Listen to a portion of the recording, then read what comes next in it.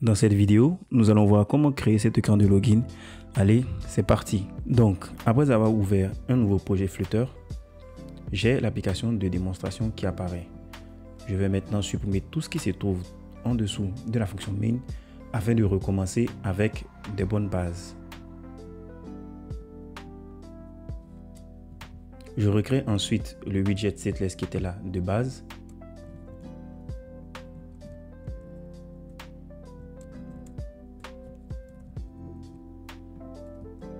J'ai maintenant une application complètement blanche, un scaffold complètement blanc. Maintenant, ce que je vais faire, à la place de cette home là, je vais créer une nouvelle page que je vais retourner ici.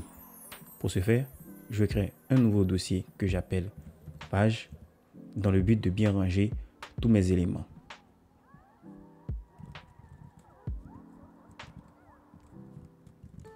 J'ai maintenant créé ma page de login. Ici, on a pour le moment un retour d'un placeholder. Je vais maintenant remplacer le home qui était un scaffold complètement blanc par la nouvelle page que j'ai créée, c'est-à-dire la login page. Une fois que c'est fait, je me rends dans la login page et je vais maintenant faire mon code ici. Comme ça, on a une fonction main qui est assez propre. Donc, si je relance mon application avec CTRL S, j'ai maintenant un placeholder qui apparaît. Je vais bien sûr modifier ce placeholder là pour avoir tous les éléments que nous voulons coder par la suite. Dans un premier temps, je vais retourner un scaffold.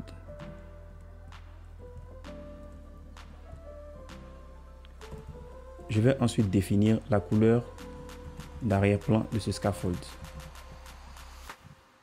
Puis donner un corps à ce scaffold. Je choisis la Safe Area, pourquoi? Parce que la Safe Area nous permettra d'éviter de prendre tout l'écran.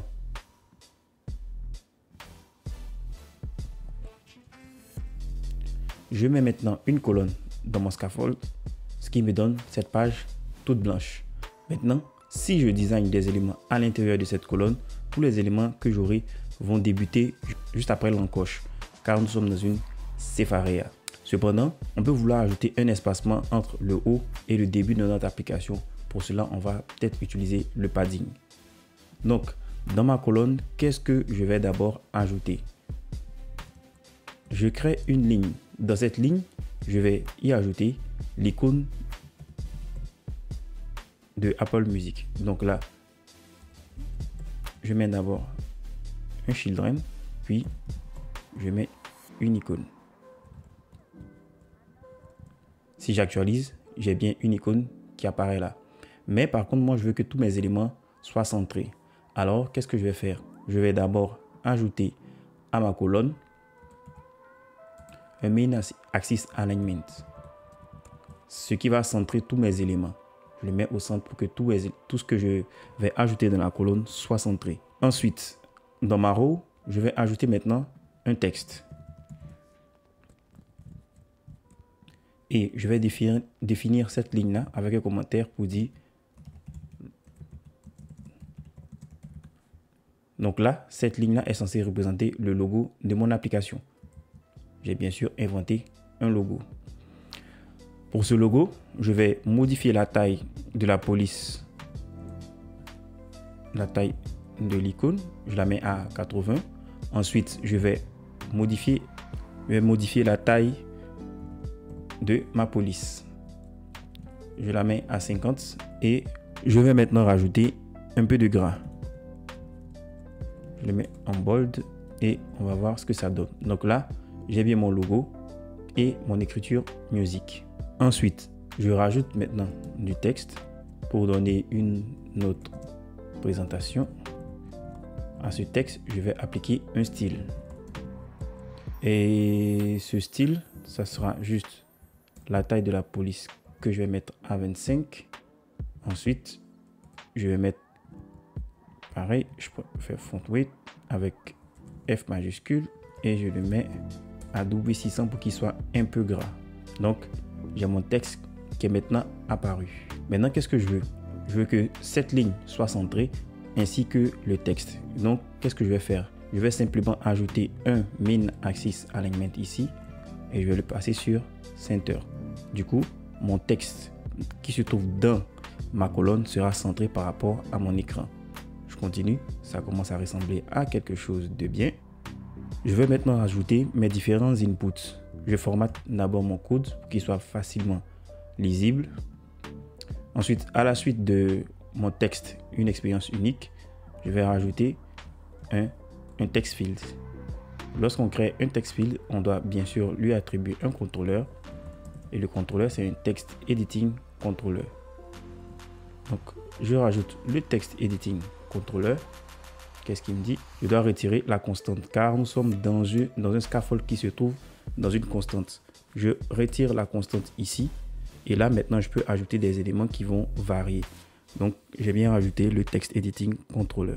Maintenant que j'ai mon text editing controller, je peux ajouter des éléments et mon text field pourra reconnaître les éléments que j'ajoute. Maintenant là, notre text field, il n'est pas très beau. On va maintenant le designer pour qu'il ressemble à quelque chose de meilleur. Je formate mon code. Concernant le design de mon text field, je vais d'abord ajouter une décoration. C'est cette décoration qui permettra de donner une belle apparence à notre text field.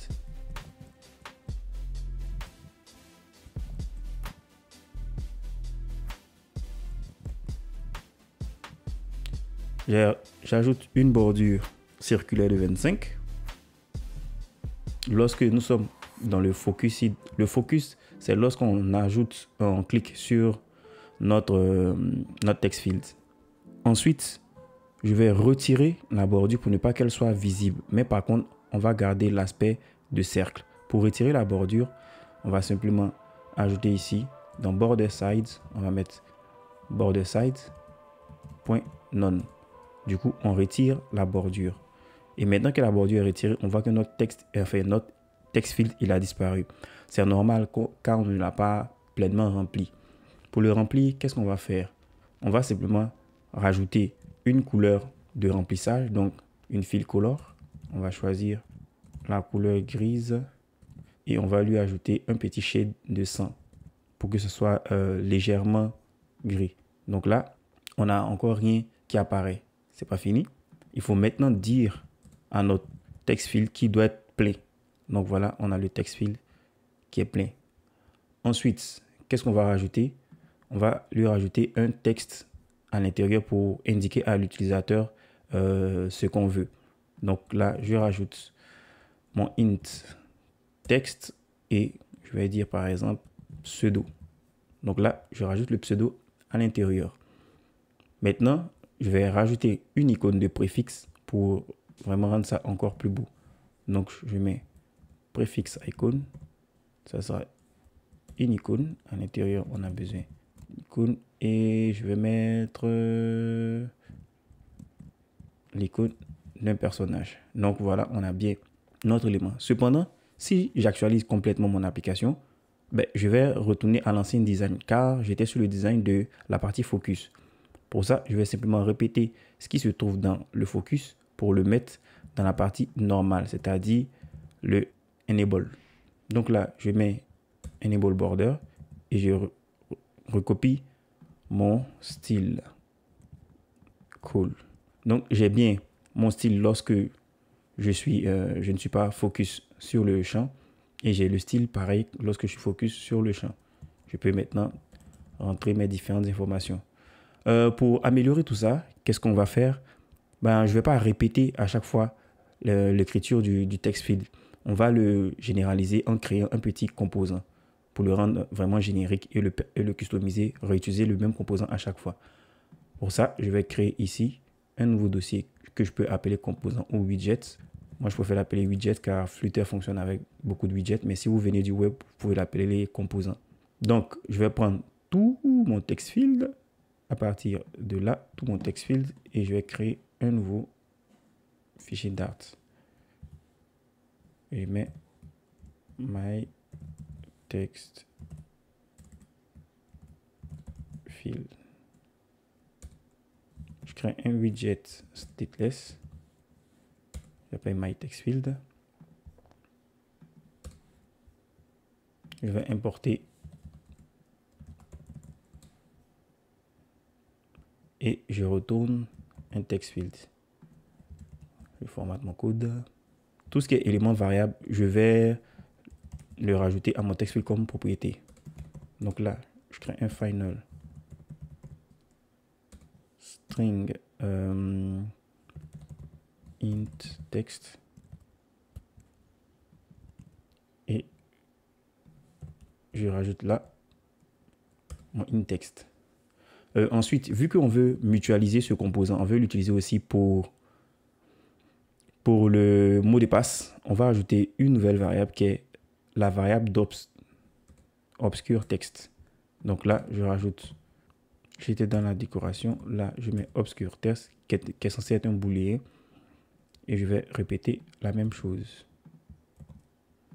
Là, je crée mon booléen obscure text et je les rajoute. Donc, on est tout bon. On pourra réutiliser ce composant à tout va. Par contre, il y a un autre élément qu'on doit customiser, c'est l'icône. Je répère l'icône ici et je vais ajouter. Donc, je rajoute icône data et je définis une icône. Là, je mets un biais américain. Maintenant que mon icône est proprement définie, je vais la rajouter en tant que élément ici pour qu'il prenne en compte la variable. Donc là, je mets mon icône. Je reviens sur ma page précédente, ma login page, et au lieu d'utiliser tout ce code, je le remplace simplement par my text fields.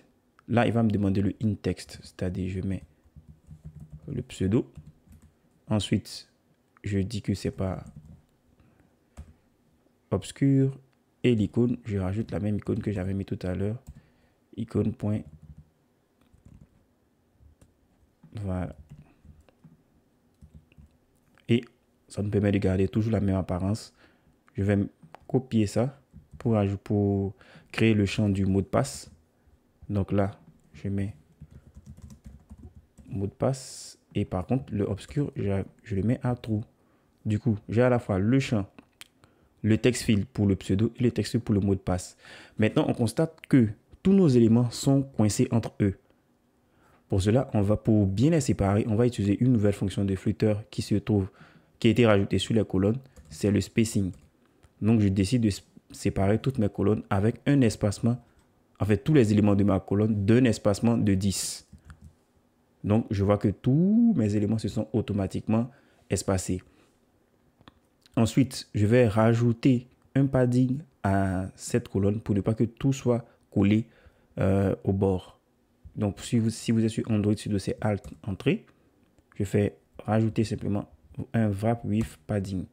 Donc là, j'ajoute un padding partout, mais par contre, ce padding, je vais le choisir en symétrique et je prends horizontal.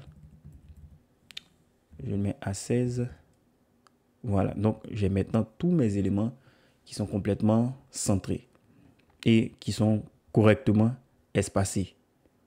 J'ai mon logo, un petit texte et mes éléments qui sont espacés.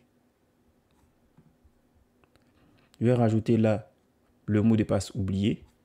Ensuite, après le mot de passe oublié, je vais rajouter aussi les boutons de connexion. Donc, je modifie d'abord cette icône pour mettre une icône de cadenas. Donc, quelle icône je vais choisir? Je prends lock. Voilà. Pour dire que là, c'est le mot de passe. Ici, j'essaie de taper. Il est bien obscurci. Ok, donc on a le pseudo, le mot de passe. Maintenant, je vais ajouter la ligne pour le mot de passe oublié. Donc, pour ça, je crée une ligne. Je choisis le composant text button pour avoir la possibilité de le rendre cliquable.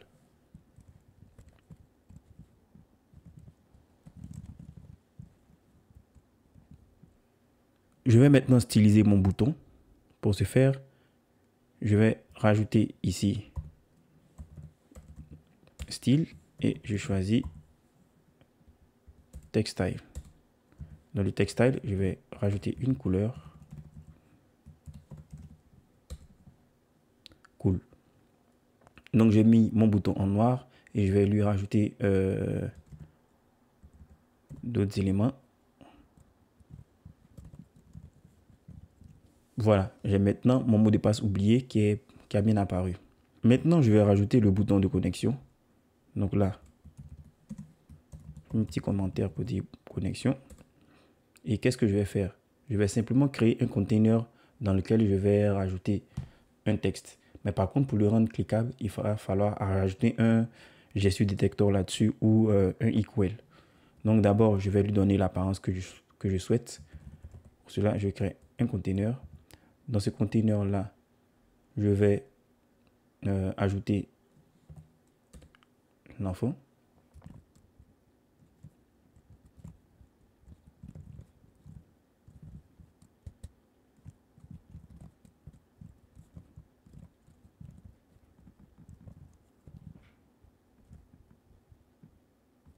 Je rajoute maintenant la décoration de mon container.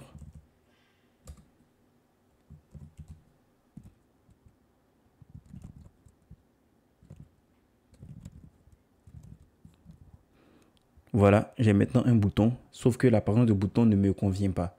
Je vais rajouter un padding pour avoir un bouton qui est un peu plus harmonieux.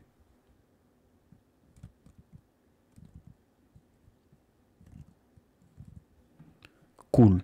Maintenant, mon bouton a une apparence convenable. Pour rendre ce bouton cliquable, je vais l'envelopper avec un inkwell. Donc là, je fais Wrap with Widget. Et là, j'ajoute un. Maintenant que mon bouton est fait, je vais rajouter la petite ligne qui demande si vous n'avez pas encore de compte et que vous pouvez vous inscrire. Pour cela, je vais d'abord rajouter un petit espace avec une size Xbox.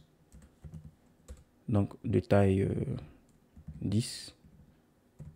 Ensuite, je rajoute maintenant mon élément. Pour cela, je vais utiliser le rich text qui me permettra d'avoir deux éléments sur une même ligne, mais avec un style différent, sachant que c'est une seule ligne de texte. Donc là, j'utilise le rich text. Je ne vais pas utiliser le texte de base, mais par contre, je vais utiliser un élément qui est text span, qui se trouve dans le rich text. Pour cela, j'ajoute un nouveau children au rich text. Donc, je mets texte et je choisis text span. Au text span, je peux mettre maintenant un children. Et là, c'est juste un tableau ou une liste de text span que je peux avoir.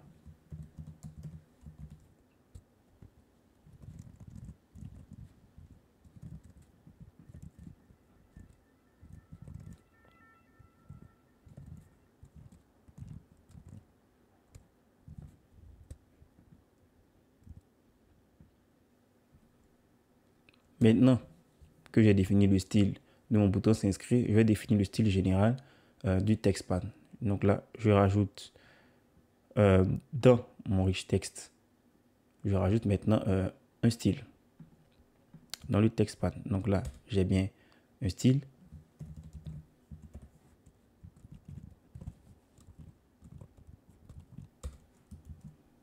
Voilà, je me rends compte que toute la ligne a adopté le bon style.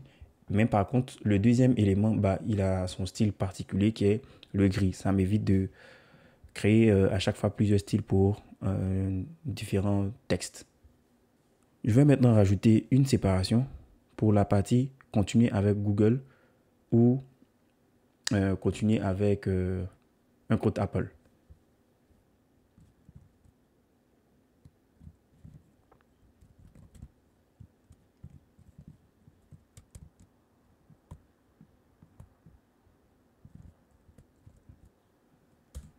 Voilà, dans ma ligne, maintenant, je vais définir les différents éléments. Au centre, je vais mettre un texte et à gauche et à droite de ce texte, je vais rajouter un divideur. Donc, texte et là, on aura divideur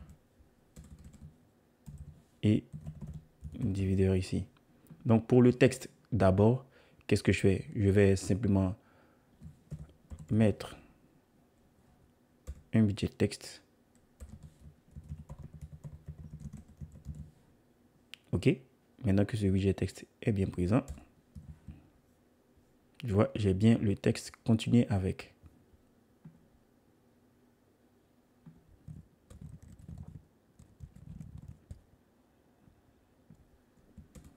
Je vais lui rajouter un padding. Donc, je vais wrap avec un padding. Je vais mettre un padding symétrique à gauche et à droite. Donc, c'est-à-dire horizontal de 10. Vu que nous sommes sur une ligne. Donc, voilà, le texte a un padding à gauche et à droite. Je rajoute maintenant mon divideur.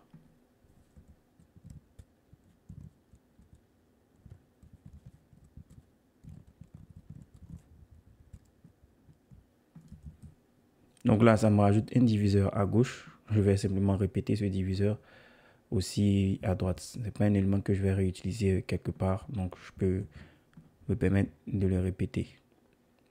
J'ai oublié la virgule. Voilà, j'ai mon diviseur à gauche et à droite. Et mes diviseurs ne touchent pas mon bouton continuer avec.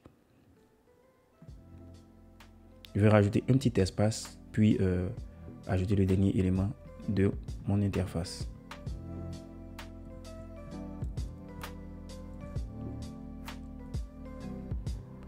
Je vais ajouter maintenant une ligne. Dans cette ligne, il y aura les deux éléments.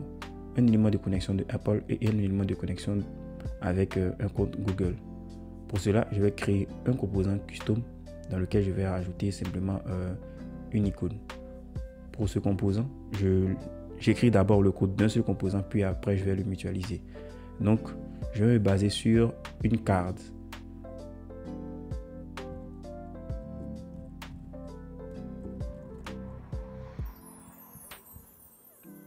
L'élévation permettra à ma carte d'avoir une certaine ombre.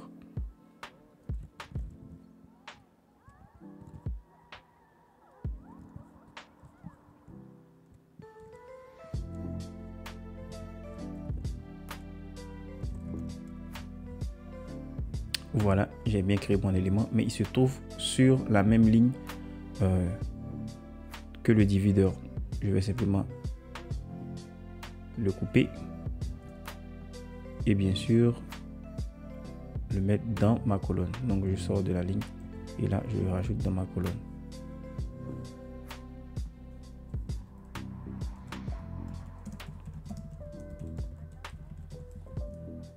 Voilà, il est bien présent.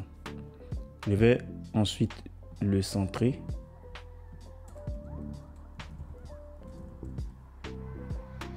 Et bien sûr augmenter un peu sa taille pour qu'il soit beaucoup plus lisible.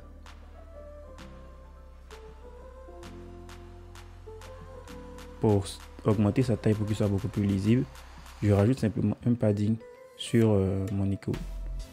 Donc je le frappe avec un padding et je laisse la valeur de base. C'est bon. Donc j'ai maintenant un bouton qui apparaît correctement. Je vais ensuite transformer cette carte en composant. Donc je la copie.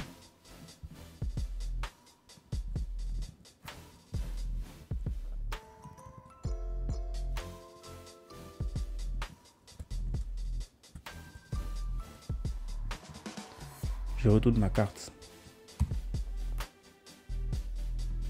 Puis je vais customiser l'icône en la rendant variable.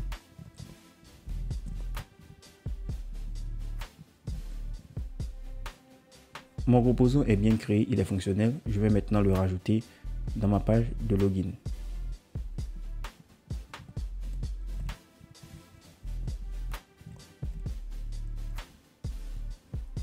C'est pas la vraie icône de Google, mais je simule avec ça.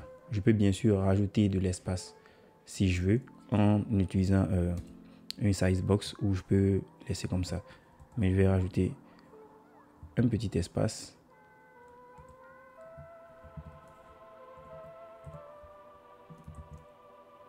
Voilà, pour séparer tranquillement mes boutons.